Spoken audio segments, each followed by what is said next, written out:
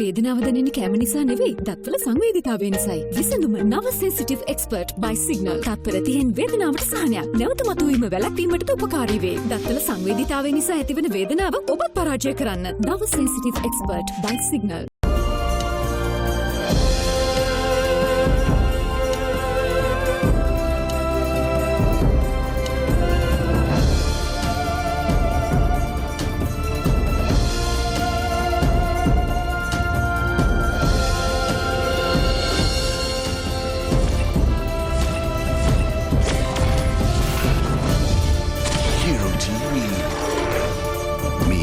Television අලුත් කරන කාලයයි.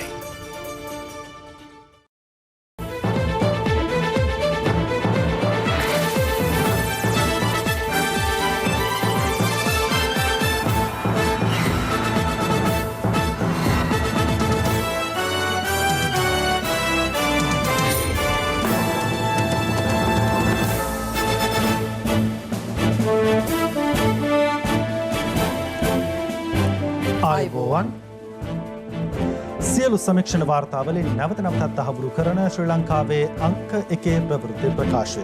පැත්ත ගියත් ඇත්ත කියන හිරු රාත්‍රී 9:55 ප්‍රධාන ප්‍රවෘත්ති ප්‍රකාශය සමගින් මම අනුරුද්ධ රත්නායක.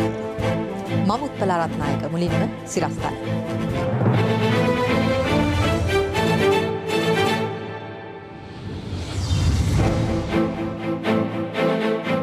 මාතර හෝටලයක සිටි රුසියානුවා කොරෝනා ආසාදිතයෙකු නොවන බව සෞඛ්‍යාංශ කියයි. ආශ්‍රිතයින් සියලු දෙනා නිරෝධායනයට. රටින් පනින්න ගිය රත්මලානේ රොහාට වැඩ වරදී. මරණය නිවසට ගෙන නොයෙන්නැයි කුඩු අංජුගෙන් අනතුරු ඇඟවීම. මෛත්‍රීගේ ක්‍රියාකලාපය නිසා දැඩි මානසික පීඩනයකට ලක් වුණා. පූජ්‍ය ජයසුන්දර ජනපති කොමිසමේදී කියයි. රනිල් ඇතුළු යහපාලනයේ දූෂණ විරෝධී කමිටුවටත් අතිරේක සොලිසිටර් ජෙනරාල් තුසිත් මුදලිගේටත් සිතාසේ. දිවි ගමනට සමුදුන් ක්‍රිකට් තරුව.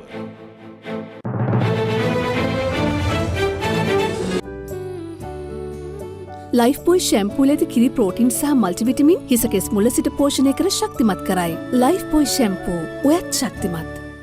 පුරාණයේ පටන් භාවිතා කරන ඉපැරණි ශාකසාර වට්ටෝරුවකට අනුව නිෂ්පාදනය වන ගවේෂා පුරුෂ කේශවර්ධන hair oil.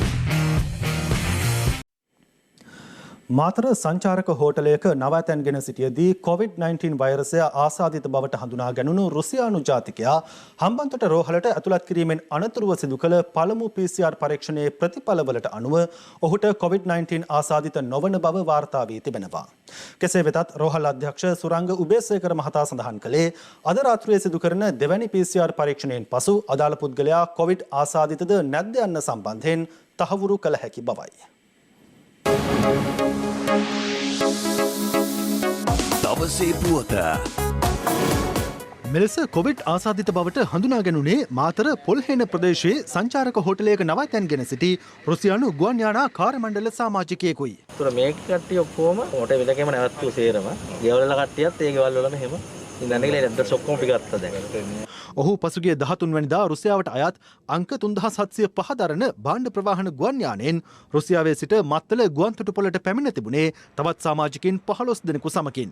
මිකලෝ පීටර් නැමැති 57 හැවිරිදි අදාළ පුද්ගලයා ඇතුළු පිරිස මාතර ප්‍රදේශයේ සංචාරක හෝටලයක් වෙත ලැබුම් ගැනීමට පැමිණ තිබෙන්නේ ගුවන් තොටුපළේදී සිදු කළ PCR පරීක්ෂණයේදී කොවිඩ් ආසාදිත නොවන බවට තහවුරු වීම හේතුවෙන්. කෙසේ වුවත් හෝටලේ රැඳී සිටියේදී ඔවුන් පෞද්ගලික රෝහලකින් දෙවැනි PCR පරීක්ෂණයක් සිදු කරගෙන ඇති අතර එහිදී එක් පුද්ගලයෙකුට කොවිඩ් වෛරසය ආසාදනය වී ඇති බවට තහවුරු වුණා. COVID-19 වැළැක්වීමේ ජාතික ක්‍රියාන්විත මධ්‍යස්ථානයද අද පෙරවරුවේ නිකුත් කළ නිවේදනයේ ඊයේ දිනේ වාර්තා වූ COVID-19 ආසාදිතයන් 11 දෙනා අතරට මාතර පොල්හේන ප්‍රදේශයේ හෝටලයක ලැබුම්ගෙන සිටි පුද්ගලයා සම්බන්ධයෙන් මෙලෙස සටහන් වුණා. මාතර ප්‍රධාන මහජන සෞඛ්‍ය පරීක්ෂක එරාජ් වීරසූරිය මහතා සඳහන් කළේ අදාළ ආසාදිතයාගේ ආශ්‍රිතයන් 150 දෙනෙකු පමණද මේ වන විට හඳුනාගෙන ඇති බවයි. දැනට අපි අරගෙන යන්නේ තවත් මේ ආශ්‍රිතයන් තිබේද කියලා පරීක්ෂා කරගෙන යාම.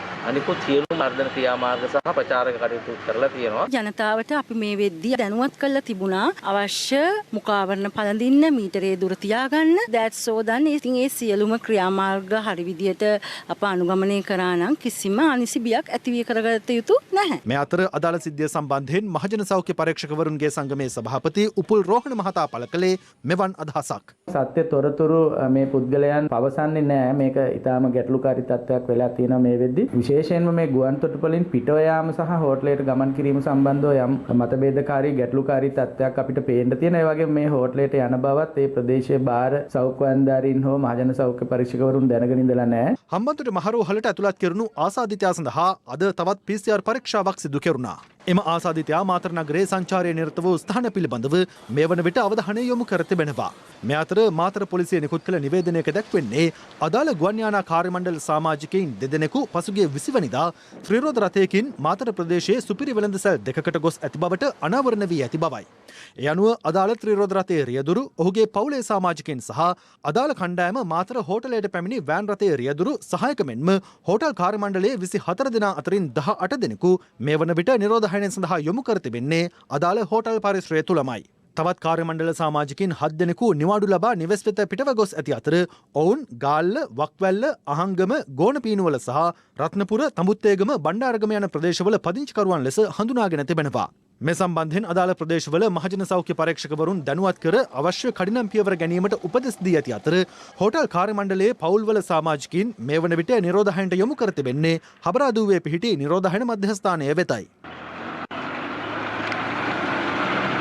හෝටල් කාර්ය මණ්ඩල සමාජිකින් 18 දෙනෙකුගේ PCR පරීක්ෂණද අද සිදු කළා. කොවිඩ් ආසාදිතයාගේ පුවත වාර්තා වීමත් සමග නොසන්සුන් වූ මාතර ප්‍රදේශයේ මව්පියන් පාසල් වලට ගොස් සිය දරුවන් ආපසු රැගෙන ඒමට මෙලෙස කටයුතු කළා.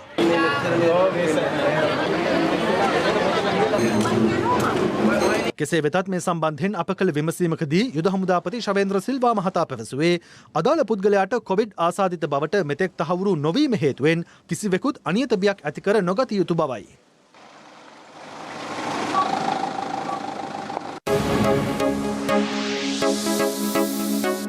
දවසේ පුවත.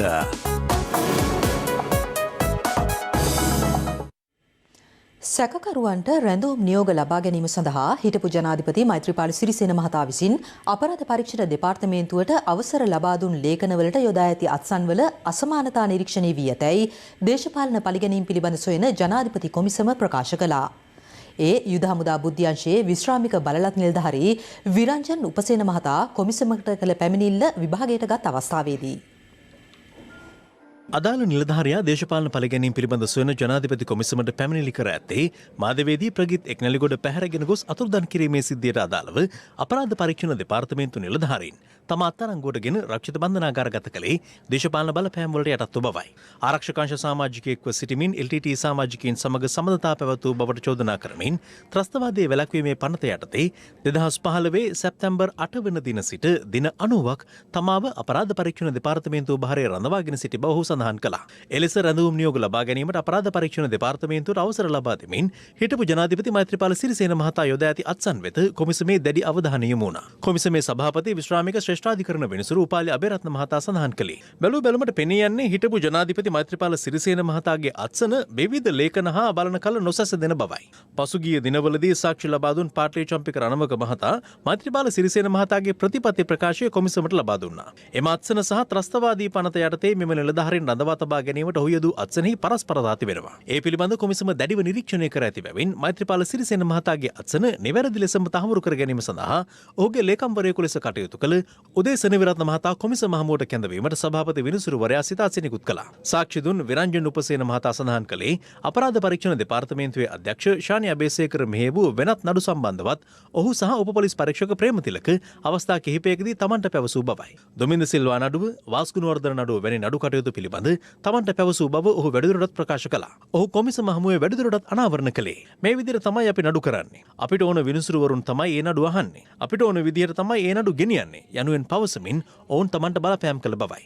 වාස්කුණුවර්ධනගේ නඩු තීන්දුව දීමට සතියකට පෙර ශාන්‍ය අබේසේකර අපි කියන විදිහට වැඩ කළේ නැත්නම් ඔයාලටත් එහෙම තමයි වෙන්නේ. යනුවෙන් පැවසූ අතර පසුව ඔවුන් පැවසූ පරිදිම අදාළ නඩුවට සම්බන්ධ අයට මරණ දඬුවම ලබා දී ඇතැයි තමන්ට දැනගන්නට ලැබුණු බව සාක්ෂිකරු පෙන්වා දුන්නා. අනතුරුව රංජන් රාමනායක මන්ත්‍රීවරයා සහ අපරාධ පරීක්ෂණ දෙපාර්තමේන්තුවේ හිටපු අධ්‍යක්ෂ ශානි අබේසේකර අතර සිදු වූ දුරකථන සංවාදයක්ද කොමිසම හමුවට ඉදිරිපත් කෙරුණා. වඳින්නම් අර නඩුවේ සිද්ධිය ගැන කිසිම කෙනෙකුට කතා කරන්න එපා ලොකු ප්‍රශ්නයක් වෙනවා. ඇත්තද? ඔව් බුදුන් මේ වන්දලා කියන්නම් සර් කිසිම තැනක සර්ගේ කටවත් අරින්න එපා. දැන් හොඳම තත්ත්වයට වැවිලා තියෙන්නේ. සර් කතා කරපු එක ලොකුවට පත්තු වෙලා යන්න හදන්නේ. අපි ඒක බැලන්ස් කරගන්නම්. රයිට් මම කාටවත් කිව්වේනේ අද ජනාධිපතිතුමා හම් වෙනවා පහමාරට. එපා සර් වඳින්නම් මුකුත් කියන්න එපා. දැන් ප්‍රශ්නේ හරි. එදා ඔයා මට ගොඩක් හිතේ අමාරුවෙන් කතා කරානේ. කතා කරාම මම එහෙමම ගත්තා එයාට. කතා කරලා කිව්වා අනේ මැතිණිය මම මේ බලපෑමක් කරනවා නෙමේ මුළු රටම බලන් ඉන්නවා මේ 9 වෙනිදා තීන්දුව ගැන. ඔව් රංජන් මොකද්ද කියලා ඇහුවා. මං කිව්වා ඔබතුමී මන් දන්න ශ්‍රේෂ්ඨ නිවිසුරුරියක්. ඉතින් මොකද්ද ප්‍රශ්නේ කියලා ඇහුවා. රංජන් කට්ටියක් ඇවිල්ලා මම පස්සේ ගන්නම් කියලා තිබ්බා. එච්චරයි. වෙන මුකුත්ම මං කිව්වා රටම බලන් ඉන්නවා. ඔබතුමී ගැන ලොකු විශ්වාසයක් තියෙනවා. ආයේ එහෙම මැඩම්ට කතා කරුවොත් ඒගොල්ලොත් ඔක්කොම අනිත් පැත්තට එකතු වෙලා අරයාගේ තීන්දුවට එකඟ වෙයි. ඇත්තද? රණවක මැඩම්ට කතා කරපු එක ලොකු ප්‍රශ්නයක්. ඇයි මගේ යාළුවානේ. හරි මේ යාළුකම් ඉවරයිද? ඔහොම අනිත් ජජ්ජ එහෙම පත් වුණොත් එහෙම දෙන්න අරයාගේ තීන්දුවට එකඟ වෙලා ලිව්වොත් අපි ඉවරයිනේ. දැන් ඒ දත්තේ කතා කරුවට පස්සේ හෝ කොහොම හරි හොඳ පැත්තට වෙනස් වෙලා තියෙන්නේ. අනේ දෙයියන්ගේ පිට මට ඕනේ මුව එක විනාඩියක් රිමාන්ඩ් කළේ නැහැ කියන්නේ හෙන දුකක් නෙමෙයි. ඒ දවස්වල තිබ්බ දේ තමයි මම කිව්වේ සර්ට. එහෙම දෙයක් තිබුණාද? ඔයා බොරුවට බය වුණා. නෑ.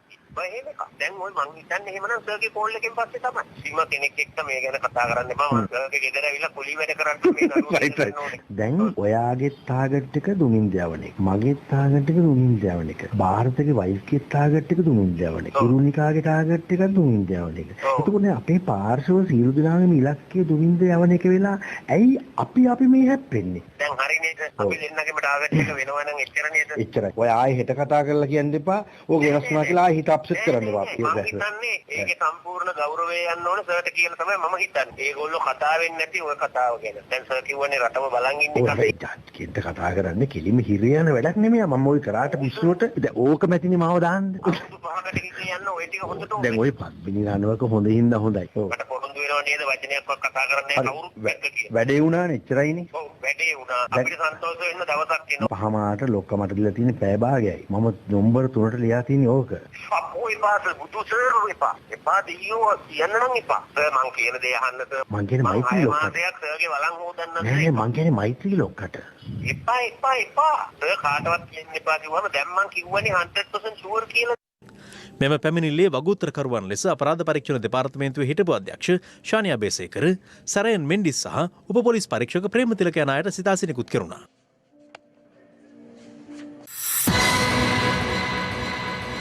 මේ අතර හිටපු අග්‍රාමාත්‍ය රනිල් වික්‍රමසිංහ මහතා ඇතුළු යහපාලන රජයේ දූෂණ විරෝධී කමිටුවේ සියලු සමාජිකින්ට දේශපාලන පළිගැනීම් පිළිබඳ සොයන ජනාධිපති පරීක්ෂණ කොමිෂන් සභාව හමුවේ ඔක්තෝබර් 8 වැනිදා පෙනී සිටින ලෙස අද සිතාසිනිකුත් කෙරුණා.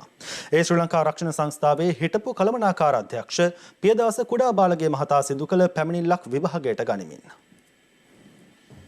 සාවද්‍ය මුදල් පරිහරණය සහ මුදල් විශුද්ධිකරණය යන අසත්‍ය චෝදනා යටතේ දූෂණ විරෝධී කමිටුවේ නිර්දේශ මත ත්‍රිපුද්ගල මහාධිකරණයේ නඩු පැවරීම මගින් දේශපාලන පළිගැනීමක් සිදු වූ බවට ශ්‍රී ලංකා රක්ෂණ සංස්ථාවේ හිටපු කළමනාකාර අධ්‍යක්ෂ පේදාස කුඩාබාලගේ මහතා දේශපාලන පළිගැනීම් පිළිබඳ සොයන ජනාධිපති කොමිසම හමුවේ කළ පැමිණිල්ලකට අදාළව ඔහු අද එම කොමිසම හමුවේ පෙනී සිටියා. කොමිසම ඉදිරියේ සාක්ෂි දෙමින් ඔහු සඳහන් කළේ හිටපු අග්‍රාමාත්‍ය රනිල් වික්‍රමසිංහ මහතා කැබිනට් සංදේශයක් කරහා දූෂණ විරෝධී කමිටුව පිහිට වූ නමුත් අග්‍රාමාත්‍ය ලේකම්වරයා ක්‍රියාත්මක කර ඇත්තේ දූෂණ මර්දන කමිටු ලේකම් කාර්යාලයක් බවයි. එනම් එකිනෙකට වෙනස් නම් කිහිපයක් එකම කාර්යාලයක් සඳහා භාවිත කර ඇති බව ඔහු කොමිසම හමුවේ ප්‍රකාශ කළා. කොමිසමේ විනිසුරුවරුන් පැවසුවේ කැබිනට් මණ්ඩලයේ මගින් අනුමැතිය ලබාගෙන ඇත්තේ එක් කාර්යාලයකට වුවත් ක්‍රියාත්මක කිරීමට පියවරගෙන ඇත්තේ වෙනත් කාර්යාලයක් බවයි.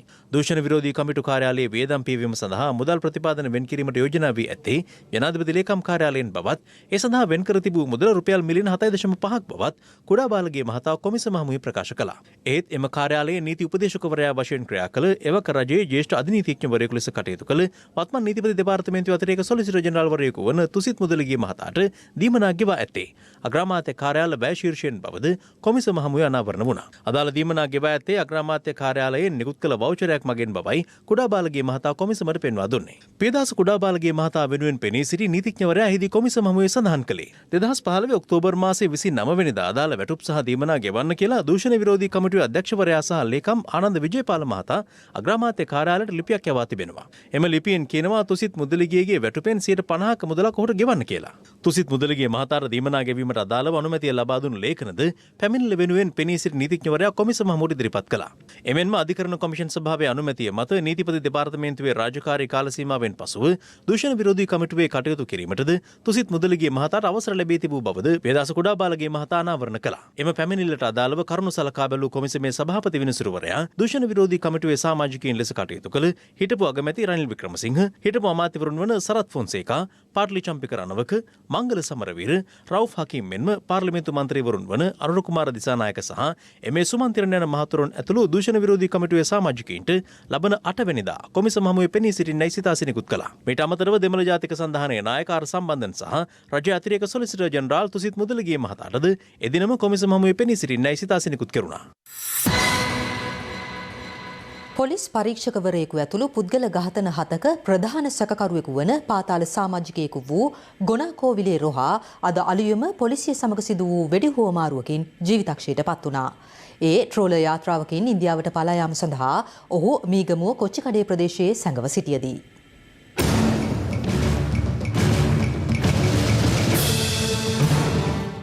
පාතාල සමාජික දේවමුනි හැරල්ඩ් රෝහණද සිල්වා හෙවත් ගොනාකෝවිලේ රොහා රත්මලානේ රොහා ලෙසද කුප්‍රකට පුද්ගලයෙක්.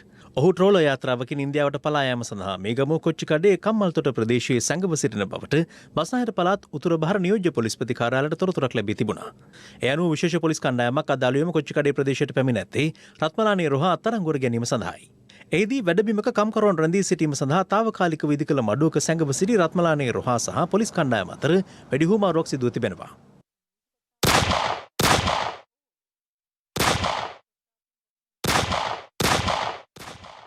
එම වෙඩිහුවමාරුවේදී රත්මලානේ රොහා තුවර ලබා ඇති අතර පසුව ඔහු ප්‍රතිකාර සඳහා රෝහල්ගත කිරීමට රැගෙන යන අවස්ථාවේ මිය ගොස් ඇති බවයි පොලිසිය සඳහන් කළේ.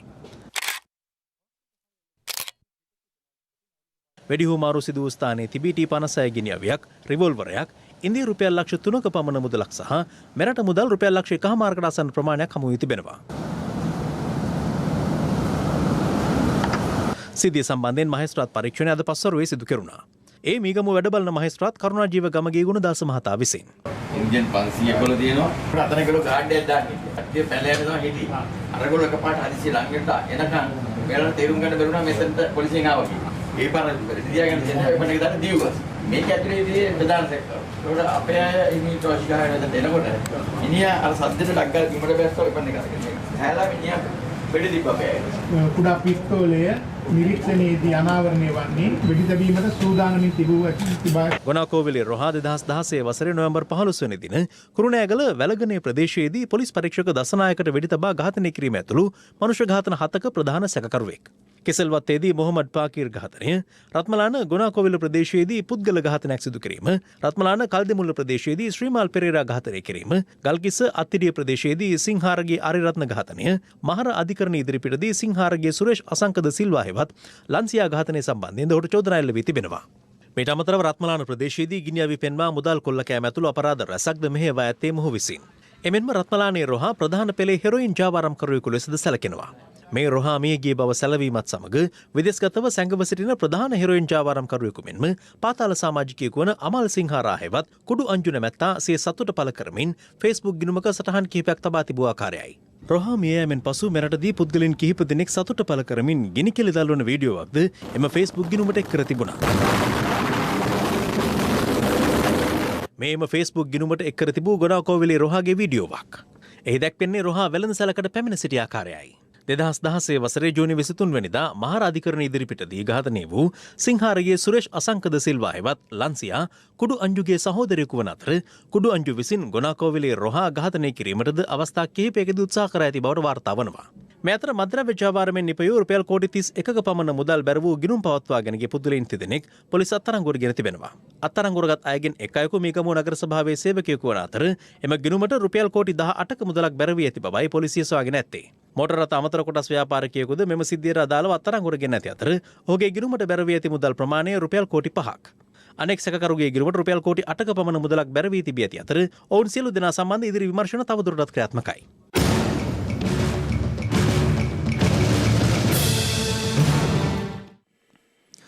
පාස්කු ප්‍රහාරය එල්ල වූ සමයේ හිටපු ජනාධිපති මෛත්‍රීපාල සිරිසේන මහතාගේ ක්‍රියාකලාපයේ හේතුවෙන් තමන් දැඩි මානසික පීඩනයකට ලක්ව සිටි බව හිටපු පොලිස්පති පූජිත් ජයසුන්දර මහතා පාස්කු කොමිසම හමුවේ අද පැවසුවා. ඔහු එහිදී අනාවරණ කළේ රාජ්‍ය බුද්ධ සේවයේ හිටපු අධ්‍යක්ෂවරයා ප්‍රමාණවත් පහසුකම් නොපැවති බවට කොමිසම හමුවේ නිරන්තරයෙන් පැවසුවද ආරක්ෂක අමාත්‍යාංශය විසින් විගණනයකට ලක් කළ නොහැකි අසීමාන්තික මුදල් ප්‍රමාණයක් රාජ්‍ය බුද්ධ සේවයට ලබා දී තිබූ බවයි. පාස්කු ඉරිදා ත්‍රස්ත ප්‍රහාරයේ එල්ලවන අවස්ථාවේදී පොලිස්පතිවරයා ලෙස කටයුතු කළ පූජිත් ජයසුන්දර මහතා ජනාධිපති කොමිසම හමුවේ සාක්ෂි ලබා දීම සඳහා අද පැමිණියේ 3 වන දිනටයි. එහිදී ජනාධිපති කොමිසම හමුවේ සාක්ෂි දෙමින් ඔහු පැවසුවේ 2018 වර්ෂයේ මුල් භාගයේ වන විට හිටපු ජනාධිපති මෛත්‍රීපාල සිරිසේන මහතා විසින් ඉස්ලාම් අන්තවාදය පිළිබඳව පොලිසියට විවෘත පරීක්ෂණ සිදු නොකරන ලෙස උපදෙස් දී තිබුණද ඉන් පසුව සිදු වූ වවුනතිව පොලිස් නිලධාරීන්ගේ ඝාතනය, මාවනැල්ල බුදු පිළිම කැඩීම සහ වනාත විල්ලුව පුපුරණ ද්‍රව්‍ය සොයා ගැනීම සම්බන්ධයෙන් පරීක්ෂණය කරන්නයි තමන් අපරාධ පරීක්ෂණ දෙපාර්තමේන්තුවට උපදෙස් දුන් බවයි. එහිදී රජයේ අතිරේක සොලිසිටර් ජෙනරාල්වරිය විමසා සිටියේ එය ජනාධිපතිවරයාගේ නියෝගවලට පිටුපෑමක් නොවේද යන්නයි. ඔව් මම පිටුපෑවා. ඇතිව තිබූ තත්ත්වයේ මත මම ගොඩක් අසරණ වෙලා හිටියේ. මොකද මම මගේ ජ්‍යෙෂ්ඨ නිලධාරීන්ට කියන්නද ජනාධිපතිවරයා මෙහෙම උපදෙස් දුන්නා කියලා. ඒ නිසා කිසිම කෙනෙක්ගෙන් උපදෙස් ගන්නත් බෑ. සාකච්ඡා කරන්නත් බැරි තරමට මම අසරණ වෙලා හිටියේ. උදාහරණ ඕන තරම් තියෙනවා කියන්න. නිශාන්ත සිල්වාගේ සිදුවීම ඉන්න එකක්. රට යන්න කලින් ජනාධිපතිතුමා ඒක වෙන්න ඕනේ කියලා කියලා. ආරක්ෂක ලේකම් හේමසිරි ප්‍රනාන්දු මහත්තයත් ඒකම කිව්වා. එහෙම කියලා දවසකට දෙකකට පස්සේ එකපාරටම ලංකාවට ආවම මගෙන් අහනවා කාගෙන් අහලාද කළේ කියලා. මම සර්නේ කිව්වහම මම කිව්වේ නැහැ කියනවා. මිලියන ගණනක් වේදම් කරලා හදපු පොලිස් නේවාසිකාගාර තියෙනවා. ජනාධිපතිගෙන් දිනයක් ගන්න බැරි වුණා ඒව විවෘත කරගන්න. තව තියෙනවා කියන්න. පොලිස් මල්ල ක්‍රීඩා උත්සවයක් තිබ්බා. ඒකට පොලිස් නිලධාරීන් 6000ක් 7000ක් සහභාගී වෙනවා. මම ඒකට සහභාගී වෙන්න මෛත්‍රීපාල සිරිසේන මහතාට ආරාධනා කළා. මට බෑ. මට බණ්ඩාරවල යන්න තියෙනවා. ලේකම්තුමා එක්ක කතා කරගන්න කියලා කිව්වා. පස්සේ මම ආරක්ෂක ලේකම්තුමාට කතා කළා. එතුමත් මුලදී අදිමදි කරලා අන්තිමේට උත්සවයට ආව පරක්කු වෙලා. පස්සේ දා උත්සවයේ දවසේ ආරක්ෂක ලේකම්තුමාට කෝල් එකක් ආවා. එතුමා මට කිව්වා ජනාධිපතිතුමා දැන් කතා කරයි කියලා. පස්සේ මටත් කෝල් එකක් ආවා. තමුසේ කාගෙන් අහලාද ඕවා කරන්නේ? තමුසේ කොහොමද ඔච්චර නිලධාරීන් ගෙනල්ලා ඕවා කරන්නේ? ඔය මොකද්ද කියලා ජනාධිපතිතුමා මගෙන් ඇහුවා. මං කිව්වා සර් පොලිස් මල්ල ක්‍රීඩාවල කියලා. තමුසේ කාත් එක්කද ඕවා තියන්නේ කියලා ඇහුවා. සර් මම ලේකම්තුමාට කිව්වා කියලා පිළිතුරු දුන්නා. කොහොමද ලේකම් ගේන්නේ? ඇයි තමුසේ දන්නේ නැද්ද? මට කියන්න ඕනේ කියලා. තමුසේ දන්නේ නැද්ද? තමුසේ ඇමති කෙනෙක් ඉන්නවා කියලා. මෙහෙම ගොඩක් කේන්තියෙන් මගෙන් ඇහුවා ස්වාමීනි. ඊට පස්සේ මම සමා වෙන්න සර්. මම සර්ට ආරාධනා කළානේ. සර් බැහැ කියපු නිසානේ පරක් වෙලා හරි ආරක්ෂක ලේකම්තුමාව ගෙන්න ගත්තේ කියලා බොහොම හිමින් පිළිතුරු දුන්නා. කෙහෙල් මල කොහෙද මට කිව්වේ? මම බලා ගන්නම්කෝ ලේකම්තුමා එක්ක. තමුසේ කරගන්නවකෝ කියලා ජනාධිපතිතුමා ෆෝන් එක කට් කළා. ඔහොම දේවල් තමයි උනේ ස්වාමීනි මට. මෙවැනි සිදුවීම් නිසා මම පුදුමාකාර මානසික පීඩනයකින් ස්වාමීනි හිටියේ. මට කාටවත් කියා ගන්න විදියක් තිබුණේ නැහැ. පාස්කු ප්‍රහාරයේ එල්ල වෙලා ජනාධිපතිවරයා මේකට වග කියන්න ඕනේ පොලිස්පති ආරක්ෂක ලේකමුයි කියද්දි ඒක දිගින් දිගටම මාධ්‍ය ඔස්සේ ප්‍රචාරය වෙද්දිත් මම මුකුත් කිව්වේ නැහැ. අඩුම තරමේ පොලිස් මාධ්‍ය ප්‍රකාශක ලව්වවත් මම මුකුත් කිව්වේ නැහැ. මොකද ඔහු රටේ විධායක ජනාධිපතිවරයා වගේම මගේ අමාත්‍යාංශයේ බහර අමාත්‍යවරයා නිසා. වෙන යනකොළ නිලධාරියෙක් ලෙස මම කිසිම ප්‍රකාශයක් කළේ නැහැ. පළමු පාරට කතා කළේ පාර්ලිමේන්තු තේරීම්කාරක සභාවේදී. ඒත් අවසරය ඇතුව. මෙම සාක්ෂි ලබා දීමේදී පූජිත් ජයසුන්දර මහතා මදක් හැඟීම්පර වූ අතර ඔහු යලි සාක්ෂි දීම ආරම්භ කළා. පාස්කු ප්‍රහාරයේ සම්බන්ධයෙන් මේ කොමිසම මේ වෙද්දී යම් කරුණු අනාවරණය කරගෙන තිබුණත් හෙළිදරව් නො වූ බොහෝ කරුණු තියෙනවා මා සතුව කියන්න. මෙච්චර ප්‍රහාරයක් වෙලා මෙච්චර විනාශයක් වෙලා තියෙද්දිත් රටේ ප්‍රධානියා කිව්වේ මොකද්ද? මම දන්නේ නැහැ. මට කිව්වේ නැහැ. මම වග කියන්නේ නැහැ. වග කියන්න ඕනේ පොලිස්පති ආරක්ෂක ලේකම් කියලා. ඉතිහාසයේ කිසිම අවස්ථාවක බුද්ධි තොරතුරු ගැන පොලිස්පති ජනාධිපති දැනුවත් කිරීමේ සම්ප්‍රදායක් තිබිලා නැහැ. මෙම සාක්ෂි ලබා දීම අතරතුර පූජිත් ජයසුන්දර මහතා රාජ්‍ය බුද්ධි සේවය සහ එහි හිටපු අධ්‍යක්ෂ නිලන්ත ජයවර්ධන මහතා සම්බන්ධයෙන්ද කරුණු කිහිපයක් අනාවරණ කළා. බුද්ධ්‍යංශ මෙතන සාක්ෂි දෙද්දී මම හිටියනේ. එයා කිව්වා රාජ්‍ය බුද්ධ්‍යංශයේ නිලධාරීන් මදි. පහසුකම් මදි කියලා. නමුත් ආරක්ෂක අමාත්‍යාංශයෙන් පූර්ණ පහසුකම් වරප්‍රසාද ලැබුණේ රාජ්‍ය බුද්ධ්‍යංශයට. අනිත් අයට වඩා පඩි වැඩි වුණෙත් එයාලට. නමුත් එක විශේෂ ක්ෂේත්‍රය ආවරණය කරන්න තිබ්බේ. ආරක්ෂක අමාත්‍යාංශයේ කොයිතරම්නම් රාජ්‍ය බුද්ධි සේවයට රහසිගතව මුදල් දුන්නද? විගණනයකටවත් ලක් වෙන්නේ නැහැ ඒ දීපු තරම. කිසිම සීමාවක් නැහැ ස්වාමීනි. අනතුරුව පූජිත් ජයසුන්දර මහතාගෙන් වැඩිදුරටත් සාක්ෂි විමසීම එළඹෙන 28 වෙනිදා දක්වා කල් තිබුණු අතර ඉන්පසුව කොමිසම හමුවේ සාක්ෂි ලබා දීම සඳහා කැඳවා තිබුණේ පාස්කු ප්‍රහාරයේ එල්ලවන අවස්ථාවේදී මෙරට රාජ්‍ය ආරක්ෂක අමාත්‍යවරයා වූ රුවන් විජේවර්ධන මහතායි. මෙතර මතභේදයට තුඩුදුන් මාධ්‍ය නිවේදන නිකුත් කිරීම සම්බන්ධයෙන් හිටපු ජනාධිපති මෛත්‍රීපාල සිරිසේන මහතා සහ ඔහුගේ පෞද්ගලික ලේකම් සමීරත සිල්වා මෙන්ම කොළඹ පදවියේ සහායක රදගුරු හිමිවරුන්ට අද කොමිසම තීන්දුව දැනුම් දුන්නා. ඒ අනුව කොමිසමේ සභාපතිවරයා ඔවුන්ට අවවාද කරමින් කියා සිටියේ කොමිසමේ සාක්ෂි පිළිබඳව මින්පසු මතභේදාත්මක මාධ්‍ය නිවේදන නිකුත් කිරීමෙන් වළකින ලෙසයි. ඩයලොග් කපල් බ්ලාස්ටර් රුපියල් 123කට අන්ලිමිටඩ් කෝල් සහ SMS. අලුත්ම මිරිස් කරා ටිකක් අවුවේ වේලලා වංගෙඩිය කොටනගත්ත වගේමයි. ෆ්‍රීලන්ස් චිලි පවුඩර්. සුරක්ෂිතම ඇසුරුමින් එන නිසා. ගෙදර හැදුව විශ්වවිද්‍යාල ප්‍රවේශය සඳහා සුදුසුකම් ලබන සියලු සිසුන්ට උපාධිය දක්වා යාමට අවශ්‍ය වැඩපිළිවෙලක් මෙන්ම උපාධිධාරීන් රැකියාවක් ඉල්ලා පාරට නොබසින අධ්‍යාපන ක්‍රමයක් ක්‍රියාත්මක විය යුතු බව ජනාධිපති ගෝඨාභය රාජපක්ෂ මහතා සඳහන් කරනවා. ජනාධිපතිවරයා මේ බව සඳහන් කළේ ජනාධිපති කාර්යාලයේ අද පැවති සාකච්ඡාවකදී. විශ්වවිද්‍යාල අධ්‍යාපනය ලබා දෙන්න කිව්වට ඒක හුදෙක්ම අර ඩිග්‍රී එකක් නොවෙන්න ඕන. අපි 60000කට ආසන්නව උපාධිධාරීන් බඳව ගත්තා. දැන් මේ උපාධිධාරීන්ගෙන් 36000ක්ද කොහෙද බාහිර උපාධිධාරීන්. මේ කට්ටිය කරලා තියෙන්නේ අර වගේම කොහේ හරි තියෙන විෂයන් තුනක් අරගෙන උපාධියක් ගන්නවා. ඉතින් මේක තමයි අපි වෙනස් කරන්න ඕනට ඉක්මනින්ම. විශ්වවිද්‍යාලය කියන්නේ අපි මේ රටේ තරුණ තරුණියන්ගේ ක්‍රීම් එකනේ. දැන් ක්‍රීම් එක විශ්වවිද්‍යාලවලට ගිහිල්ලා මෙතන එනවා දහස් ගණන් පෙළපාලියේ. ඉතින් මේක අනිවාර්යෙන් මෙතන වැරද්දක් තියෙන බව පේනවනේ. අවුරුදු 15 ළමයිතුත් දැන් අද අවශ්‍යතාවයට අනුව සැලසෙනකොට අපිට ළමයෙකුට අවුරුදු 28 29 වෙනකන් යුනිවර්සිටි එක උගන්නලා කරන්න බැහැනේ. ලෝකෙම දෙනෙක් බලාපොරොත්තු වෙන්නේ වැඩි දෙනෙකුට අවුරුදු 30ට වඩා බාල ළමයි තමයි ඩෙවලොප්මන්ට් එකේ ඉහළ ඉන්නේ කියලා. ඒගොල්ලෝ තමයි නව නිපොයුම් කරන්නේ. ඒගොල්ලෝ තමයි ක්‍රියේටිව් තින්කින් තියෙන්නේ මේ අවුරුදු 30ට 15 කියලානේ අද විශ්වාස කරන්නේ. එතකොට අපිට පුළුවන් කමක් නැහැ මේගොල්ලෝ අවුරුදු 30 වෙනකම් විශ්වවිද්‍යාලයක නෑ. ඉතින් ඒක හින්දා ඒගොල්ලෝ ඉක්මනින්ම මේ දැනුම ටෙක්නොලොජි එක දෙන්න අවශ්‍යයි. දැන් මැති සභාවේ විශේෂාංගය. අපි දැක්කා පෙරේදා දිනේ 20 වෙනි සංශෝධනය පාර්ලිමේන්තුවට ගෙන වෙලාවේ විපක්ෂ නායකතුමා කතා කරන අවස්ථාවේ එතුමාට මයික් එක දීලා තිබුණා. නමුත් කැමරාව එතුමා වෙත යොමු වෙලා තිබුණේ නැහැ. හැබැයි ශයන් සේමසිංහ මහත්මයා කතා කරද්දී දෙන්න මයික් එක සහ කැමරාව යොමු වෙලා තිබුණා.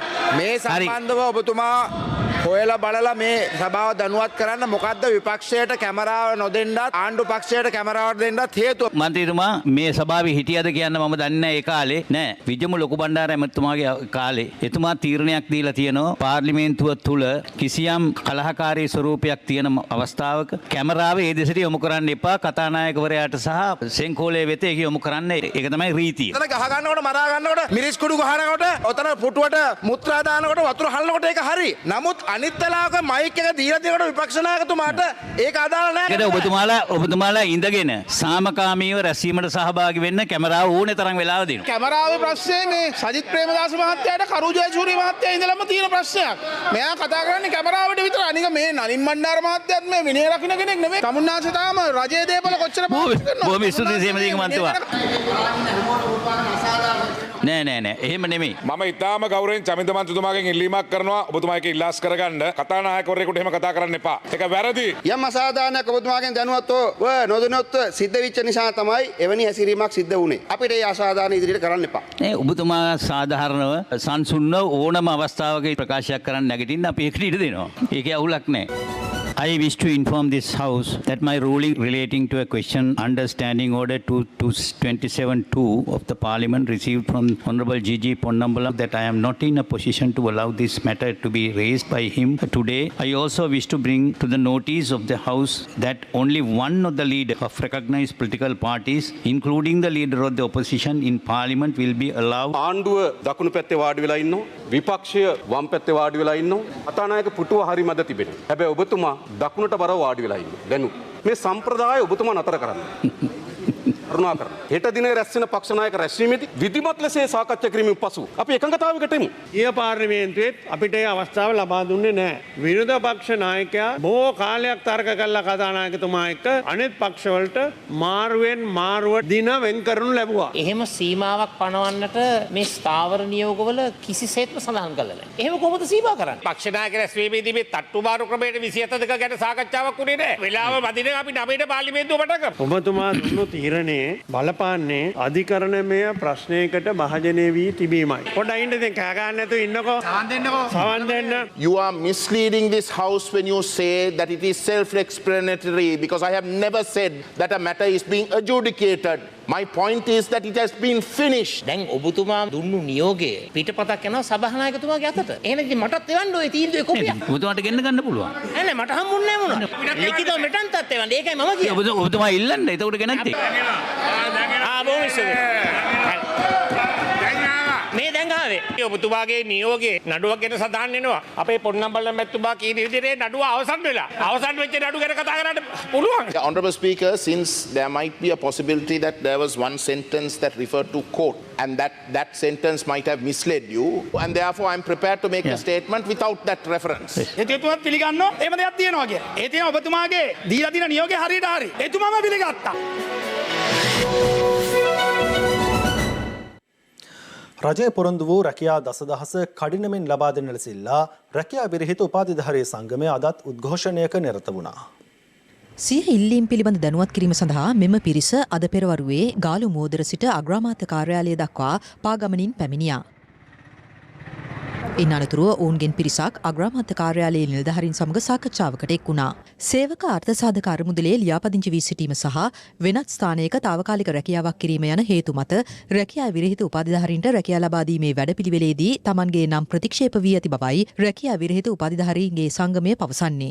මේ EPF සහ ජොබ් කියන හේතු නිසා නම් ප්‍රතික්ෂේප වෙච්ච උපාධිධාරීන්ට තවමත් ඔවුන්ට ආදම පත්වීම් ලබා දෙන දිනයක් ප්‍රකාශ කරන්නේ නැහැ. ඒ සම්බන්ධයෙන් අග්‍රාමාත්‍ය කාර්යාලය දැනුවත් කරන්න ලිපියක් බාර දෙන්න අපි ආවේ. ලිපිය බාර දුන්නා. හැබැයි තවමත් අපිට මේ කිසිදු දෙයක් සම්බන්ධව විශ්වාසයක් නැහැ. මොකද මෙතන කොහේ හෝ කඹ ඇදිල්ලක් තියෙනවා. එහෙනම් මේ කඹ ඇදිල්ල ඇතුළේ වෙන්නේ අපේ බෙල්ල හිර වෙන එක. අවිධිමත්ව රැකියාවක් කරපු එක වසර ගණනක් රැකියාව ලබා දෙන තත්ත්වයක් ඇතුළේ ඒක කොන්දේසියක් වෙන්නේ කොහොමද රැකියාවක් ලබා නොදෙන්නේ. අපි කියන්නේ අග්‍රාමාත්‍යතුමාට ජනාධිපතිතුමාට මේ සම්බන්ධව අවශ්‍ය කරන දේශපාලන මැදිහත් වීම කරන්න. මේ කටයුතු කඩිනම් කරලා ඉතා ඉක්මනින් ඔවුන් රැකියාගත කරන්න කියන එක අපේ ඉල්ලීම. ඊයේ දිනේදී මෙම පිරිස ජනාධිපති ලේකම් කාර්යාලයේ ඉදිරිපිටදීද උද්ඝෝෂණයක නිරත වූ අතර ඉන් අනතුරුව ජනාධිපති ලේකම් කාර්යාලයේ නිලධාරීන් සමග සාකච්ඡාවකටද එක් වුණා. වෙනම චලනය වන තල තුනක් විටමින් E හා කුමාරිකා සහිත නිසා ඉතා සමීප හා සුසිනිඳු රැවුල බෑමක්. ඔබත් අදම බිග් ෆ්ලෙක්ස් 3 සමග ප්‍රොෆෙෂනල් ෂේව් එකක් අත්විඳින්න. දැන් තවත් දේශීය පුවත් කිහිපයක් සමගින් රටවටා හිරු. රටවටා හිරු. මෙරට මුහුදු සීමාවේදී ගිනි ගැනීමට ලක් වූ MT නිව් ඩයමන්ඩ් නෞකාවේ ගින්න නිවීම සහ ඊට අදාළ කටයුතු වෙනුවෙන් රුපියල් මිලියන 440ක් ගෙවිය යුතු බව නීතිපතිවරයා අදාළ සමාගමට දන්වා තිබෙනවා. මූලික වන්දි ගෙවීමක් ලෙස මීට පෙර නීතිපතිවරයා විසින් රුපියල් මිලියන 340ක ඇස්තමේන්තුවක් ඉදිරිපත් කළ අතර එය ලබා දීමට නෞකාව අයත් සමාගම විසින් එකඟතාව පළ කළා. කෙසේ වෙතත් නීතිපතිවරයාගේ සම්බන්ධීකරණ නිලධාරණී රජයේ අධිනීතිඥ නිෂා ජයරත්න සඳහන් කළේ අවසන් ඇස්තමේන්තුවට අනුව තවත් මිලියන 100ක් ගෙවන ලෙස අදාළ සමාගමට නීතිපතිවරයා දැනුම් දුන් බවයි. හැටන් කොළඹ ප්‍රධාන මාර්ගයේ රම්පාදෙණිය ප්‍රදේශයේදී අද උදෑසන ප්‍රධාන මාර්ගයට විශාල ගල් පර්වතයක් පෙරලීම නිසා ඒ ගමනාගමන කටයුතු සම්පූර්ණයෙන්ම නවතා දමා තිබූ අතර එම ගලෙහි කොටසක් පුපුරවා හැරීමට මාර්ග සංවර්ධන අධිකාරී කාර්යාලයේ නිලධාරීන් මෙලෙස කටයුතු කළා. ආනවිලුන්දාව රැම්සා තෙද්දීමට අයත් කොටසක් නීති විරෝධී ආකාරයෙන් ඩෝසර් කිරීමේ සිද්ධිය සම්බන්ධයෙන් රක්ෂිත බන්ධනාගාරගතව සිටි රාජ්‍ය අමාත්‍ය සනත් නිශාන්ත මහතාගේ සොහොයුරා වන ජගත් සමන්ත හලාවත මහේස්ත්‍රාත් අධිකරණය අද අප මත මුදා හැරියා. පිළියන්දල බෝකුන්දර ප්‍රදේශයේ ඩෙංගු කීටයන් බෝවන ස්ථාන හඳුනා ගැනීම සඳහා ශ්‍රී ලංකා ගුවන් හමුදාවේ ඩ්‍රෝන කැමරා තාක්ෂණය යොදා ගනිමින් අද විශේෂ වැඩසටහනක් බස්නාහිර පළාත් ආණ්ඩුකාර marshal of the air force Roshan Gunathilaka මහතාගේ නිරීක්ෂණයට තේ ක්‍රියාත්මක කෙරුණා. මානුවර බූවැලිකඩ සංගමිත්තා මාවතේ මහල් 5ක ගොඩනැගිල්ලක් කඩා වැටීමෙන් මව පියා සහ එකම දරුවා ඊට යට වී ජීවිතක්ෂයට පත් වූ අතර ඔවුන් ඇති දැඩි කළ එකම සුරතලා පමණක් මේ වන විට ඉතා සංකාවෙන් ජීවත් වන බව ප්‍රදේශවාසීන් පවසනවා. රටවටා හිරු. එසමගින් අදට සමගන්නටයි මේ සූදානම. පැත්ත නොගත් ඇත දැනගැනීමේ අයිතිය තවදුරටත් තහවුරු කර ගැනීමට ඔබගේ ජංගම දුරකථන ජාලය අනුව තිරයේ දිස්වන පරිදි හිරු ප්‍රවෘත්ති SMS සේවාව සක්‍රිය කරගන්න. යලිත් හමුවෙමු හෙට මධ්‍යහන ප්‍රවෘත්ති ප්‍රකාශයෙන්. සුබ රාත්‍රියක්.